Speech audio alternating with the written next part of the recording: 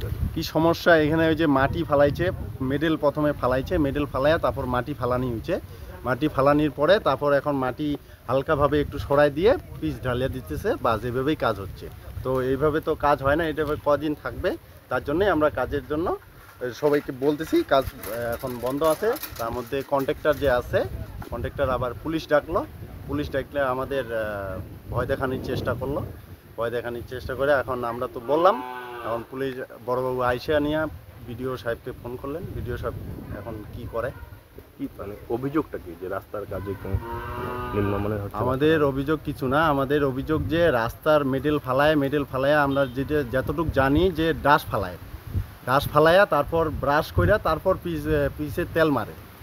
এটা তো মাটি ফালায়া তারপর তেল মারতেছে, এটাই অভিযোগ। তাছাড়া এছাড়া কি মানে পরিমাপ মতো কাজ হচ্ছে বা না না না না না এরা পরিমাপ মতো কাজ হচ্ছে না, ঠিকমতো দেখলেই বোঝা যাবে। এখানে খুললে হয়তো বা একটা পাথরও নাই কোনো জায়গায়, কোনো জায়গায় একবার মাটি ভর্তি হয়ে আছে, এরকমভাবেই কাজ করছে। নিম্নমানের কাজের অভিযোগ। তার নিম্নমানের কাজ।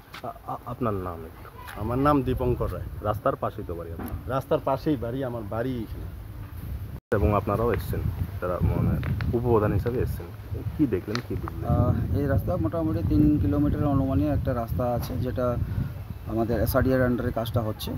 এবং এখন পিচিং যখন শুরু হয়েছে তো দেখা গেল যে এখনও যে বালিটা আছে আর কি, বালিটার মধ্যে কিছুটা ময়েশ্চারাইজার রয়ে গেছে, এটা ড্রাই কমপ্লিটলি নয়।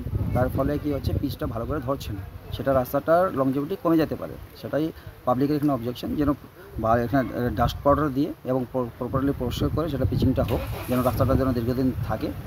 এবং সাদারকে বলা হয়েছে যে যতটুকু কাজ এখন ধরেছে ওরা, পিচিং যতটুকু ঢেলেছে ওইটুকু কাজটা আজকে কমপ্লিটেশন করবে। এসআরডিএ ইঞ্জিনিয়ারকে জানানো হলো, উনি পার্সোনালি ভিজিট করবে এবং কন্ট্রাক্টর আছে উনিও আসবেন। আশা করি কাজটা তাড়াতাড়ি শেষ হয়ে যাবে। যেটা ওয়েদারটা পুরোটা ভালো না, এই ওয়েদারের মধ্যে কাজটা এবং কমপ্লিটেশন দিতে লাগবে এবং কাজটা যেন ভালো হোক সেটা আমরা নজর। আপনি তো একদম সরজমিনে তদন্ত করলেন বিষয়টা, মানে নিম্নমানের কাজ যে বিষয়টা কতটা সত্যতা আছে এই বিষয়টা কি মনে করেন? কাজ যেটা আছে কি, কাজ একটা যেটা যখন আমরা লিকুইড কোলটা দেই আর কি, সেটা জায়গাটা আমাদের একটা কমপ্লিটলি পাথর উপরে ধরে থাকতে লাগে, তার জন্য লংজিভিটি বাড়বে। কিন্তু এটা ময়শ্চার যদি থাকে বালির মধ্যে বা একটু কম থাকে, সেটা আমি জানি যে সেটা কিন্তু লংজিভিটিটা কমে যেতে পারে। সেক্ষেত্রে বাকি আপনি যে পাথর সাইজ আছে বা সব কিছু ওকে আছে, শুধু একটা জিনিস আছে যে উপরে একটা ডাস্ট দিতে লাগবে, তারপরে রোলিং করতে লাগবে, তারপর ডাস্টটা ক্লিয়ার করার পরে লিকুইডটা দেওয়ার পরে পিচিংটা হবে। সেটা আমরা দাবি করেছি। গ্রামবাসীরা বলছে ডাস্টটা মিসিং আছে। ডাস্টটা মিসিং আছে, সেটা আমরা বলা হয়েছে ডাস্টটা মিসিং, সেটাও আমি দেখলাম যে ডাস্টটা কিছুটা মিসিং আছে।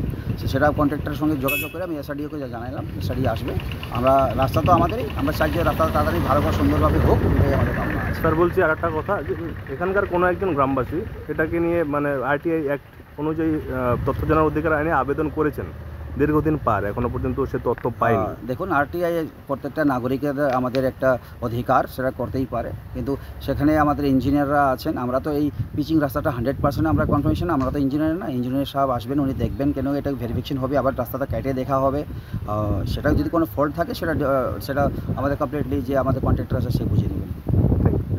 যে কোনো খবরের জন্য যোগাযোগ করুন 7099017330 এবং 7099017110 নম্বরে।